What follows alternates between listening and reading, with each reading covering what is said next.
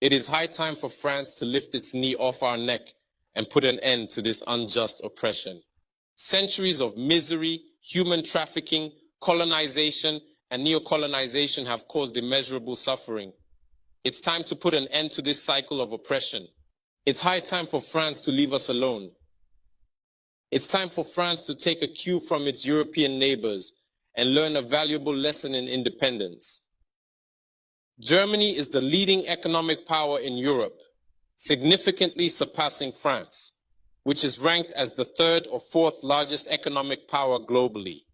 Germany does not exploit any country, any colony.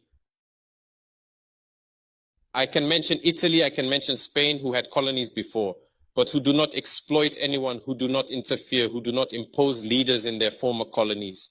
On what grounds does France believe it can continue to impose leaders on us and make choices on our behalf? This must come to an end. And the emerging Africa, the African youth, the African elites, and the African diaspora all stand united in saying no, it cannot continue any longer. France's hypocrisy is evident and pervasive in daily life. Let's examine the cases of Mali and Chad as prime examples of this hypocrisy. In Chad, where the constitutional process has been interrupted, France applauded and its president visited to officially consecrate the new king's coronation ceremony. In Mali, where it is not the constitutional process that has been interrupted, but the transition process, France has condemned and even packed up its things to say that it is leaving Mali. That's hypocrisy. It's the double standard. It is the double language that France employs in its dealings with Africa. During our questioning of Mr. Jean-Yves Le Drian regarding the situation in Ivory Coast and France's decision to allow a third term, he provided a clear explanation. He stated that while he accepted the third term for Ouattara, he refuses it for Belarus. He emphasized that France has condemned the situation in Belarus and has actively encouraged the European Union to do the same. Le Drian explains that in Belarus, millions protested, unlike Ivory Coast, where there were no mass demonstrations on the streets. This is how France deals with African issues. Personally, we expect absolutely nothing from France.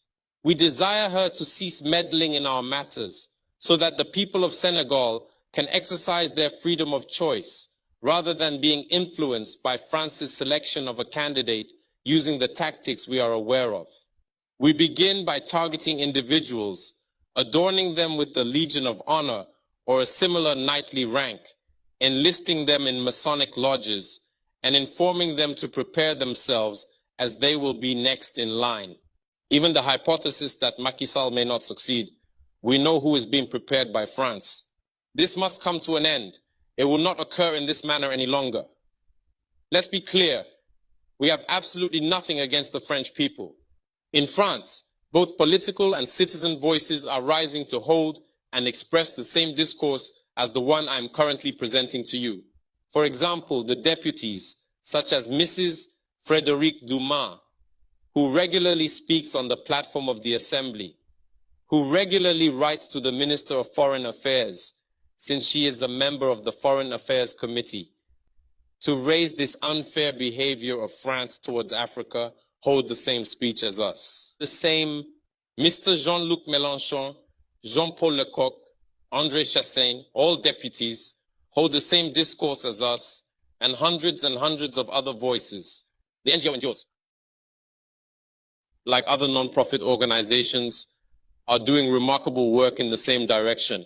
We strongly urge France to listen to the voices that speak to it about our plan for a more collaborative, fairer, and sustainable partnership between Africa and France. It is crucial that we work together towards a future that is equitable, just, and environmentally conscious. If she listens, I believe we'll have beautiful days ahead in our collaboration together. If he doesn't know how to cut it, thinking he can continue to function like in the time of our grandfathers, this African youth no longer accepts it. France must make preparations for a definitive break and completely withdraw from Africa. Africa belongs to Africans, not France. She belongs to no one else, neither China, nor the United States, nor anyone else.